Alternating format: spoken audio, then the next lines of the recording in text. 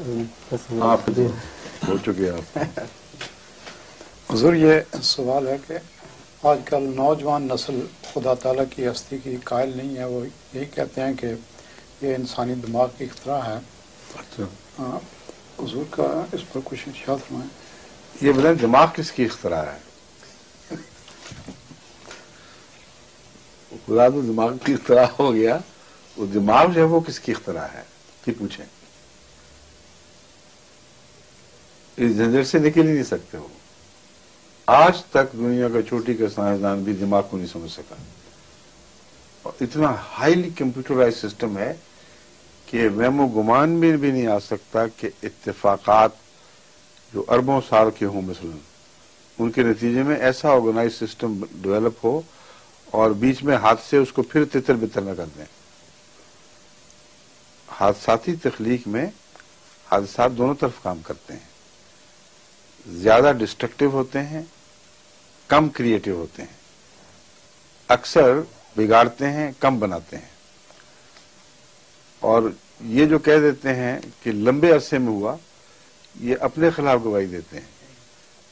جتنا لمبا عرصہ اتفاقات کو گزرے اتنے احتمالات بنی بنائی چیزوں کے بگڑنے کے بڑھتے چلے جاتے ہیں.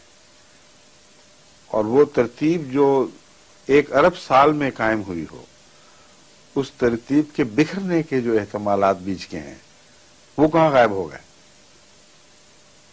10 قدم آگے بڑھتے ہیں تو 1000 قدم پیچھے ہٹ جاتے ہیں، کیونکہ کوئی حادثہ اس کو بکھیر کے ادھر لے گیا کوئی ادھر لے گیا. لیکن جو صرف یہی بات نہیں ہے، دماغ جو ہے وہ اتفاقات کے نتیجے میں بن سکتا ہی نہیں. کوئی معقول سائنسدان دماغ کو یہ بالارادہ کہہ کر کے یہ اتفاقات سے بن سکتا ہے، یہ نہ کہتا ہے، نہ اس نے کبھی کہا ہے، نہ اس کو جرأت ہے. اس لیے خاموشی سے گزر جاتے ہیں. جو ان لوگوں کا ظلم ہے وہ یہ ہے کہ جہاں خدا کی ہستی کے نشانات بڑے نمایاں ہوں وہاں آنکھیں بند کر لیتے ہیں اور اس طرح بائی پاس کر جاتے ہیں جیسے واقعی کوئی نہیں ہوا. اب دماغ میں جو بنیادی صفات ہیں وہ بے شمار دوسری چیزیں ہیں، مگر بنیادی صفات یہ ہیں کہ ہر وہ کھڑکی جو خدا تعالیٰ نے انسان کے لیے بیرونی رابطے کے لیے کھولی ہے، اس کھڑکی کے اثر کو قبول کرنے کے لیے دماغ نے بین ہی وہی شکل اختیار کی ہے جو اس کے لیے ضروری ہے. اب آنکھ سے بات شروع کریں. دماغ کے بغیر آنکھ بےمانی ہے، بالکل بےمانی ہو جاتی ہے. مگر آنکھ اور دماغ کا تعلق کیا ہے؟ یہ اتفاقی سسٹم ہے. آنکھ میں جو آنکھ کا جو پردہ ہے اس کے اوپر جو تصویر بنتی ہے وہ اتنی ٹائنی ہے، اتنی سی ہے، اور وہ نیگیٹو بننی چاہیے، نیگیٹو ہی بنتی ہے. اس کو دھو کر پازیٹو کون بناتا ہے؟ اور پھر اپ سائڈ ڈاؤن پکچر ہوتی ہے، اس کو سیدھا کون کر دیتا ہے؟ اور وہ پلسز جا رہی ہیں دماغ کے اندر، وہ تصویر پہنچ ہی نہیں رہی. تصویر کا پردہ تصویر کو روک دیتا ہے سامنے سے. پیچھے جو پیغام جا رہا ہے وہ تو صرف تحرکات ہیں، صرف یوں ہلکی ہلکی جنبشیں ہیں بجلی کی، اور ان کا ریڈ کرنا پیچھے، اور ریڈ کر کے اس کو امیڈیٹلی پازیٹو شکل دے دینا، اور پھر اتنا بڑھا دینا کہ کوئی آج تک کیمرہ ایسا ایجاد ہو ہی نہیں سکا دنیا میں جو یہ دماغ لیے پھرتا ہے. شخص جو اس نے آپ سے بات کی ہے اس کو کہو کہ صرف یہ مسئلہ حل کر دے، کوئی ایسا کیمرہ بنا تو دکھاؤ جو آٹومیٹیکلی فلم کو پازیٹو کرے اور پھر اس کو صاف کر دے اگلی تصویر کے لیے. میں ان کو دیکھ رہا ہوں، ان کو دیکھا، ان کو دیکھا، ان کو دیکھا، اور پہلی تصویر کو محفوظ بھی کر لے. جو پہلی تصویر ہے وہ نظر پھیری ہے، تصویر محفوظ ہو گئی ہے. بعض دفعہ 100 سال کے بعد بھی بچپن کی وہ یاد رہتی ہے بعض لوگوں کو جو لمبی عمر پاتے ہیں. وہ تصویر آئی گزر گئی، وہ محفوظ کرنے کا جو سسٹم ہے، اسٹیکنگ سسٹم، وہ اتنا زیادہ ہے کہ اربوں، بلا شبہ اربوں تصویریں ہیں جو ٹکڑوں میں کاٹی جا سکتی ہیں، جو دماغ نے اپنی اپنی جگہ پہ اسٹیک کی ہوئی ہیں اور وہ مٹتی نہیں. اور وہ یو کین ریکال. آپ لائبریری میں جا کے نکالیں جہاں اربوں کتابیں ہوں، جاتے نکال کے دکھائیں کتاب تو وہ فوراً ریکال کرتی ہے اور انٹر کنیکٹڈ ہیں. یہ دماغ کس طرح ایوالو ہوا، یہ سوال ہے. کون سے ڈاروینین لاز ہیں جنہوں نے یہ دماغ پیدا کیا ہے؟ اور ڈاروینین لاز تو اتنے کروڈ ہیں کہ سردی کے نتیجے میں کچھ مر گئے جن کی جلدوں اون سے خالی تھی، گرمی کے نتیجے میں کچھ مر گئے جن کی جلدوں کی اون زیادہ تھی، اور اس طرح سلیکٹو ہوتے رہے. Natural selection. خوراک کم ہوئی تو جو لوگ زیادہ طاقتور تھے وہ کھا کے بچ گئے اور جو کمزور تھے وہ مارے گئے. یہ جو ہے نا سروائیول آف دا فٹسٹ. دو چار محاورے بنے ہوئے ٹکسالی کے، اور یہ سائنٹسٹ جب ان کو استعمال کرتے ہیں تو انہیں حیرت ہوتی ہے ان کی اندھے پن پہ. صرف ان کے پیچھے چھپے ہوئے ہیں. یہ اپنی باتوں میں معقولیت دکھانے کی خاطر انہوں نے محاورے گھڑ لیے ہیں اور ان کی اسکرین کے پیچھے چھپے ہوئے. ان کو پتا ہے کہ اگر یہ محاوروں کی اسکرین اتارو گے تو اندر سے کچھ بھی نہیں نکلنا، کیونکہ جو ان کا سیلولر ڈیولپمنٹ کا سسٹم ہے اس کا بیرونی اثرات سے تعلق ہی کوئی نہیں.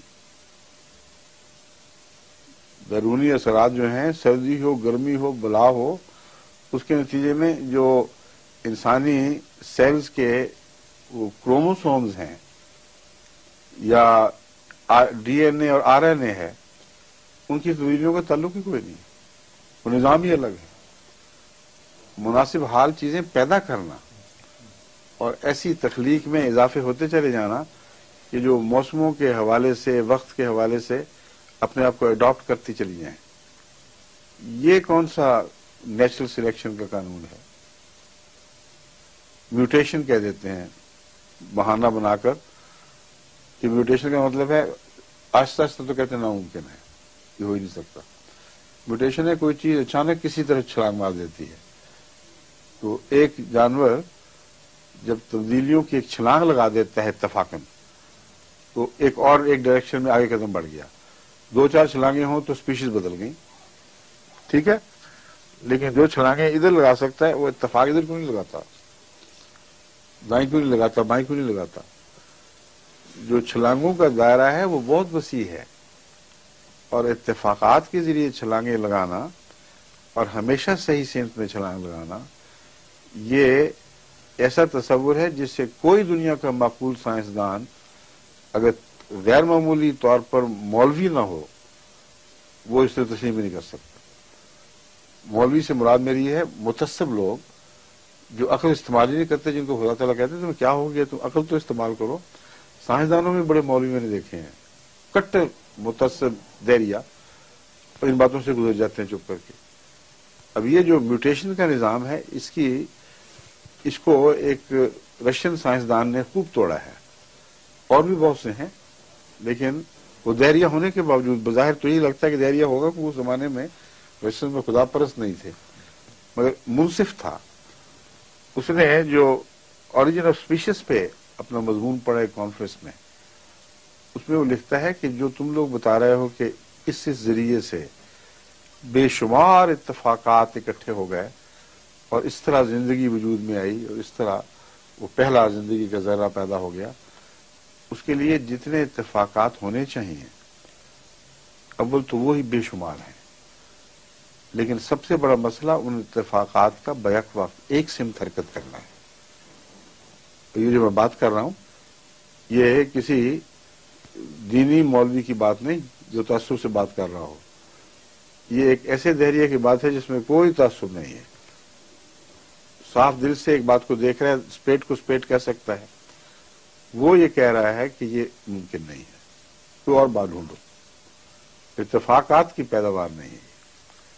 کہتا ہے میز جس پر میں کام کر رہا ہوں میرے سامنے ہے، جس پر میرے کاغذ پڑے ہوئے ہیں، یا تم سب سائنٹسٹ جانتے ہو کہ اس کے اندر سے بے شمار ایٹمز اور مالیکولز چھلانگیں مار مار کے اٹھ رہے ہیں، کوئی ادھر نکل رہا ہے، کوئی ادھر نکل رہا ہے، ہمیں نہیں پتہ لگتا. لیکن یہ شوٹنگ جو ہے ہر وقت، یہ ہر جگہ ہو رہی ہے، ہمارے جسم میں سے بھی ہو رہی ہے، رومال میں سے جو میں نے پکڑا وہ بھی ہو رہی ہے. کوئی دنیا کا ایسا حصہ نہیں ہے جہاں سے یہ خود طبی طور پر اس کے ایٹمز یا مالیکول وغیرہ شوٹ آؤٹ نہ کر رہے ہوں. کوئی محرکات کیا ہیں یہ تفصیل میں نہیں جاتا، مگر یہ ہوتا ہے. اب وہ کہتا ہے یہ ممکن ہے کہ اس میز کا ایک مالیکول شوٹ کر کے 1 فٹ اونچا ہو جائے. ہے کہ نہیں ممکن؟ ہاں ہے ممکن. کیا یہ ممکن نہیں ہے کہ دوسرا مالیکول بھی 1 فٹ اونچا ہو جائے؟ ہاں ممکن ہے. کیا یہ ممکن نہیں کہ ارب ہا مالیکول میں سے ہر ایک اونچا ہو جائے؟ کہ ہاں ہو سکتا ہے، ایک ہو سکتا ہے. کیا یہ ممکن نہیں کہ ایک ہی سمت میں ہو؟ کہ ہو سکتا ہے. تو پھر یہ کیوں ممکن نہیں کہ ساری میز کے سارے مالیکول ایک ہی سمت میں 1 فٹ اونچے ہوں؟ اگر ہوں تو یہ میز میری اچانک اٹھ کے 1 فٹ اچھل جائے گی، تم مانو گے؟ سوال ہی ایسا اس نے اٹھایا کہ ہر آدمی کہے پاگل پن ہو ہی نہیں سکتا. تو وہ کہتا ہے یہ ہے تمہاری اتفاقات کی دنیا، جس پہ تم سمجھتے ہو کہ کائنات کے راز تم نے حل کر لیے، تخلیق کے مسئلے کو سمجھ گئے ہو. تو یہ نہیں ہو سکتا. ایک اور سائنسدان نے بہت مزیدار مثال دی ہے. کہتا ہے یہ اتفاقات ایسا ہے جیسے کائنات کے پرلے کنارے پر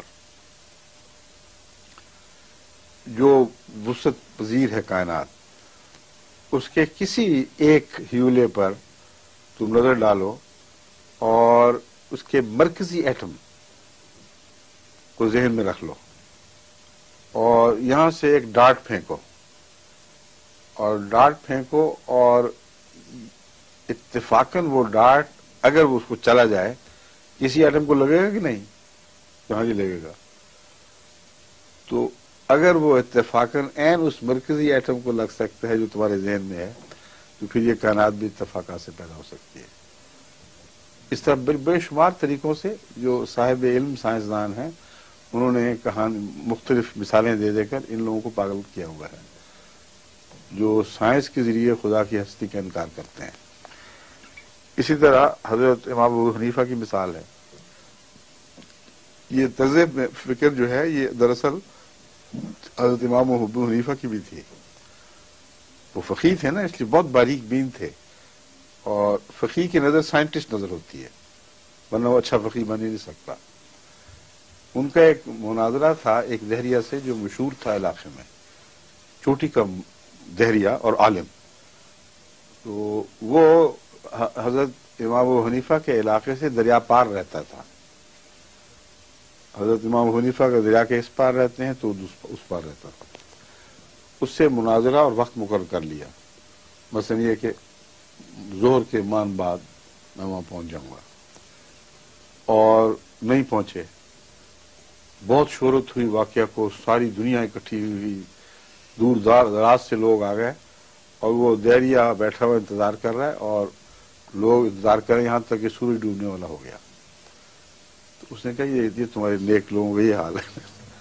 میرا دیکھو میں عین وقت پہ پہنچا ہوں اور یہ تمہارے خدا پرست ایسے ہوتے ہیں. مذاق اڑا رہا تھا بیٹھا ان کا. اتنے میں حضرت امام ابو حنیفہ مار جلدی کرتے ہوئے پہنچے وہاں.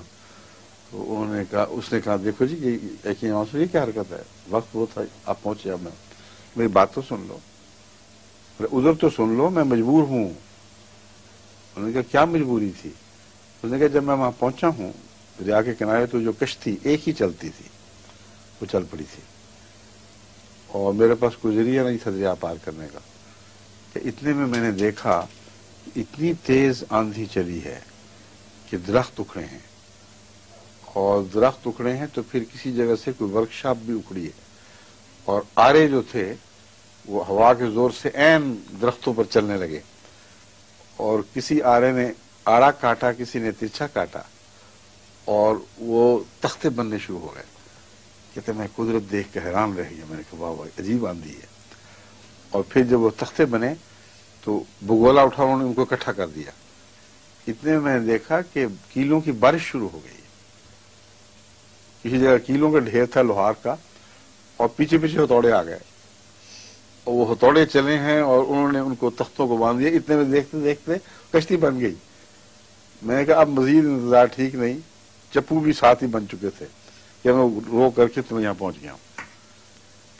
उसने कहा झूठ बोलते हो तो तुम मान सकते हो ये बात? मैंने कहा ये नहीं मान सकते, ये मान सकते हो कि सारी कायनात थी, तुम, तुम्हारी आंखें, तुम्हारा नाक, तुम्हारे कान, तुम्हारा दिमाग, ये सब इसी तरह इत्तेफाक से हो गए। तो बहुत बड़े इत्तेफाकात हैं जो तुम मानते हो। ये तो मामूली कश्ती क्या चीज है। तो ये है वो दलील जो आज तक साइंसदानों के काम आती है। ये नहीं कि अबू हनीफा से सीखी है, मगर जो साहिब फरासत लोग हैं एक तरीके पे सोचते हैं। अब इसको कोई झूठ नहीं कह सकता। जो झूठ कहते हैं वो वही बेवकूफ है जो इब्राहिम अलैहिस्सलाम की के मुनाजरे को भी झूठ कह देते हैं। झूठ का कोई सवाल नहीं, ये तर्ज मुनाजरा है, तर्ज इस्तदलाल है, और उसके नतीजे में हक जाहिर होता है, झूठ जाहिर नहीं होता। बस वो तर्ज इस्तदलाल जो हक साबित करे उसको झूठ कह ही नहीं सकते। ठीक है, अब वक्त हो गया, अब तो सचमुच का हो गया मेरे ख्याल में। तो जनाब मुट्ठी वाले कहाँ हैं जो हमें मुट्ठियां दिखाया करते हैं वक्त की निशानियां? आ गया तो हाँ, हो गई। अच्छा, अस्सलाम वालेकुम।